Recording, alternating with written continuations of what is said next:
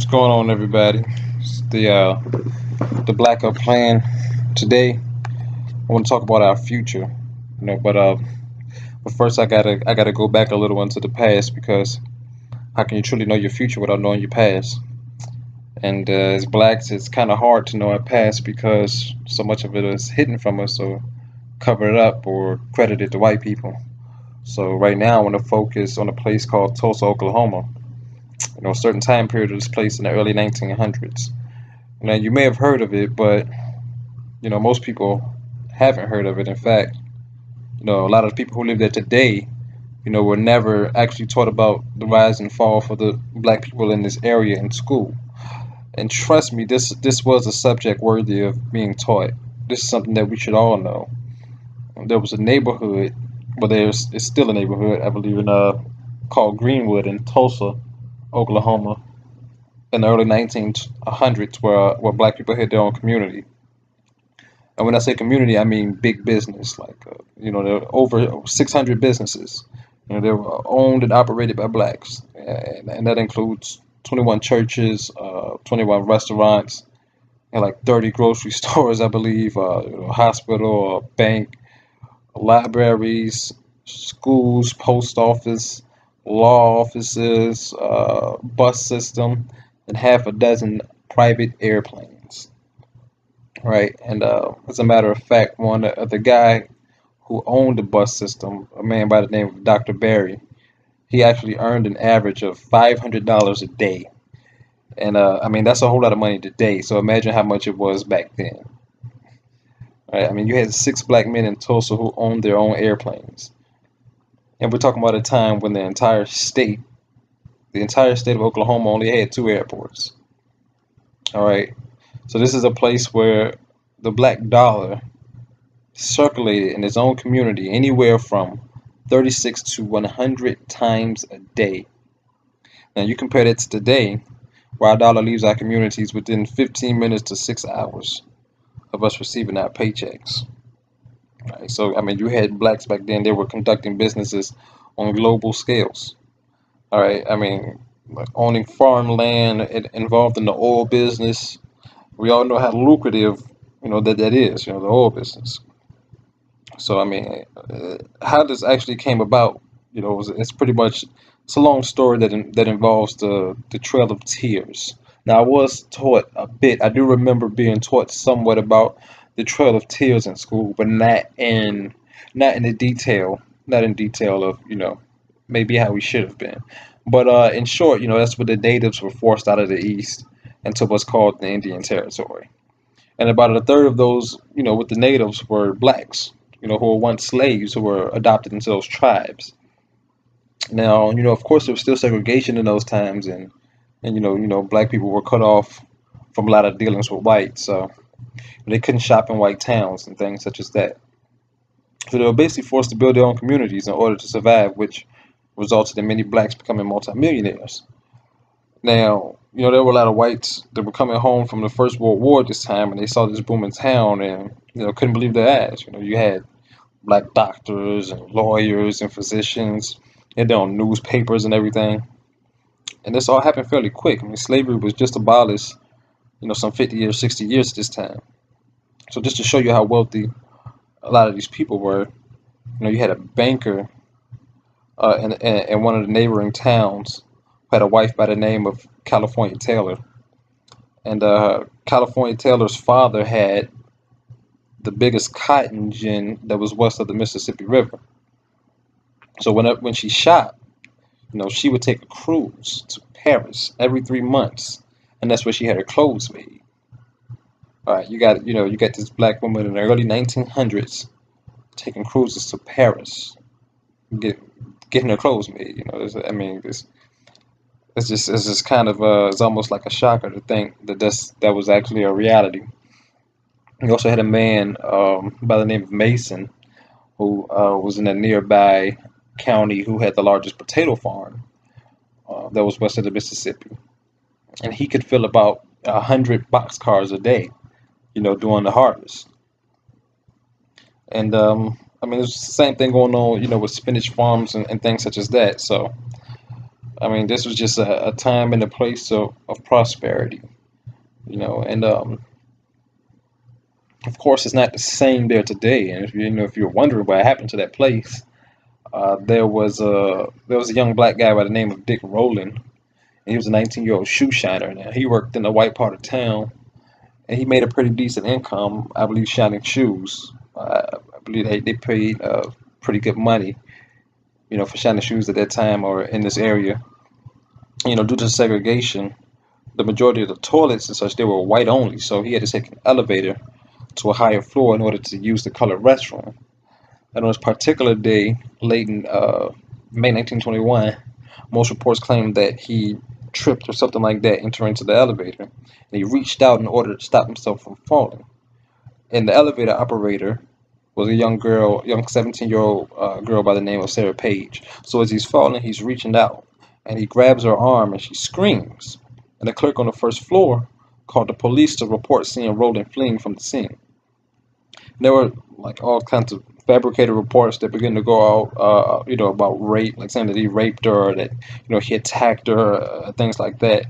Um, and pretty much as the story was being told, it would pretty much get worse and worse, every time it was being told, and it was really causing like an uprising within the white community. So there were, it was actually published, in the white newspaper. And in the same newspaper, they also scheduled a lynching for Dick Rowland.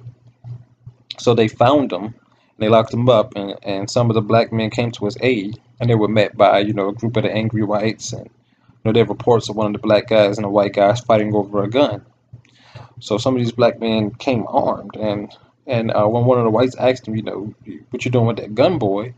The guy replied, I'm going to use it if I have to. And he says, no, you're not. And he, goes to grab the gun, and that's how the fight broke out. And the gun goes off, and the white guy gets shot. And from that, all hell breaks loose. So the Ku Klux Klan goes around just shooting black people on sight. And they're looting businesses and setting fires to the businesses and the homes of the residents of Greenwood. They're even like dropping uh, kerosene from out of the airplanes. They had like dynamite, Molotov cocktails, and gasoline-filled bottles and stuff like that. Throwing them as grenades. And like I said, they're flying over with these planes, basically dropping bombs from the sky. All right, and I mean, this destroyed over 1,500 homes. It was a massacre. This was the biggest non-military massacre in our country's history, and we weren't taught this in school.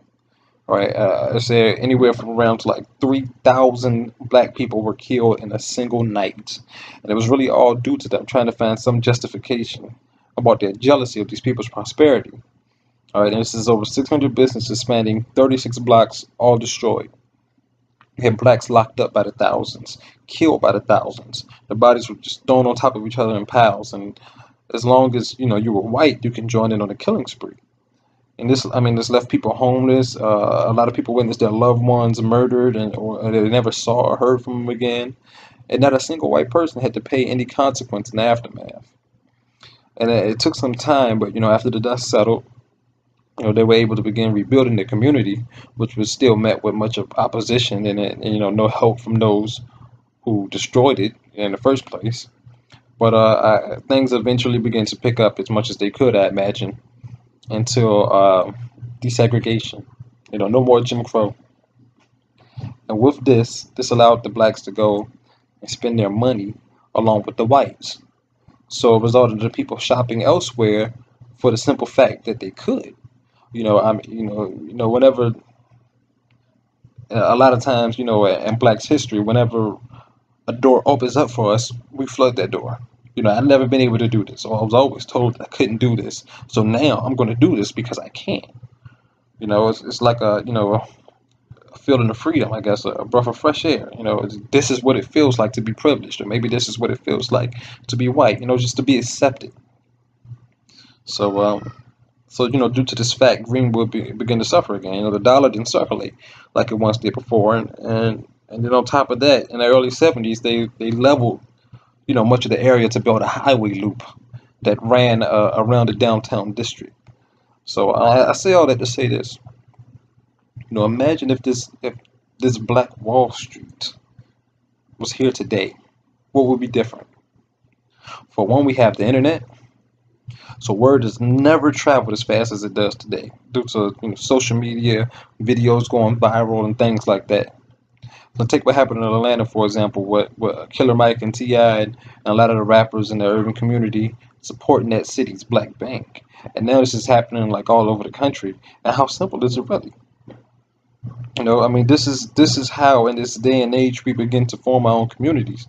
Now we're not talking about making donations or sacrificing any of your money or anything like that. We're talking about simply taking some of that money that you already have in banks or elsewhere, or money that you're already making on your job or in your career, and placing it in a black owned and operated bank. Now make sure that you know for a fact that it is black owned and not just managed by a black person. There's a difference. All right, but see, this is the start. Reports have begun to come out, that actually show how blacks are discriminated against when it comes to receiving loans from banking institutions. All right, there was a particular report in the Atlanta Black Star, a report titled "New Study Finds Banks Are Cheating Black People Out of Mortgages Based on Race, Not Income." All right, actually, I'm gonna read a little excerpt of this story. All right, this is I'm gonna begin here. Okay, in 2013, a mere 797 mortgages were made to blacks in Baltimore, and a city with nearly 400,000 black people. Meanwhile, 2,000 loans were approved for the city's 175,000 whites, while 64% of more affluent borrowers were approved for mortgages in areas where the minority population was over 80%. Higher income borrowers had a loan approval rate of 82%, where minorities were less than 10% of the population. Ultimately, blacks received 37% of the loans they should receive, and whites received 210% based on what their population size would suggest. When it comes to investment, banks are cherry picking communities and passing over black areas. This redlining of black neighborhoods leads to economic segregation, concentration of poverty. All right, Baltimore is 25% impoverished, deteriorating neighborhoods and lower quality and education services. All right, so I mean, these are the institutions that we're giving our money to. All right, the ones who take our money turn around and deny us. So you got to understand that banks make money based on deposits. So by simply depositing your money into a black-owned bank, you're already doing something to help out. All right, a lot of successful businesses are from bank loans, and we're being closed out of the economic wealth loop by being denied these loans. So I mean, you can get a loan for a car or something, that depreciates in value, but a house, a business, and that's a whole different story. We're gonna need our own people to help our people when it comes to that, so we can actually get into ownership, real ownership. See, a lot of times we're fooled by titles. They'll make a black person the manager of something big, or president of something big, but an owner. Think about it. Think about how many big time black owners that out there, in corporations and things like that. So I mean, even day to day shopping and needs, when you're buying like your day to day stuff like soaps and toilet papers and just regular household things, or even if you're going out to eat at a restaurant or something like that, see what black owned establishments are in your area, so you can support, or so you can look to see who you can order from online if there's no one that's in your actual area. In some cases, it may be higher due to supply and demand. A small black store ain't gonna be as cheap as Walmart, who got stocked by the infinity. Remember, these businesses, they still have to make a profit. People aren't always trying to rip you off. It's about supply and demand. The more and more we engage in these type of opportunities, the more will be on our people's consciences to become the norm. And remember, we're the trendsetters in this country. Whatever new thing that black people hop onto is what becomes hot, or the thing to do or the thing to wear. You got black clothing lines out there too, man. I mean, get on your Google, man. Check out and see what's going on out here. All right. I mean, right now, I mean, it's just, I mean, how many people in history have had to die, or how many of them have to die in order for us to get an act together. You know, how many people have to risk their lives to get this message across? Because people have died for this message. People have died trying to get blacks to understand about economic wealth and empowerment. And the proof that it's possible is the simple fact that these people were killed. That shows the fear. You know, that shows the resistance. If the elite white supremacy in our country didn't feel like it was possible that we could have economic status, then what would be the point of killing the messenger? What would be the point in assassinating Dr. King? You know, what would be the point in assassinating Malcolm X? You know, what would be the point in getting rid of Garvey and plenty of the other people out here, you know, who came to realize what the real big picture was. All right. You know, I mean, we keep saying this, you know, we want equality, and it's like we're asking and begging for pity to the same people in power who enslaved us in the first place. That ain't gonna happen. That ain't gonna happen, guys. All right. I mean, you don't need to get people to sympathize with you or understand what you've been through. All right. Number one, they can't relate. Number two, they don't care. If I mean, listen, as much of the terrible things that have been covered up in our nation's history, there's still a lot of things that are widely known. A lot of things bad enough that if people really cared, if people really felt sorry, they would be doing something about it by now. All right? I mean, slavery was over like some, what, 140, 150 something years ago. Okay? Things have changed, but ain't too much changed in the fact of equality. All right. I mean, there's still this racial bias. There's still systematic racism and oppression like you wouldn't believe. So the answer lies in finances, guys. All right. We got to start building our own communities. We got to start having dollars circulate within our own communities. We got to build economic power and economic wealth for ourselves. And like I said this before.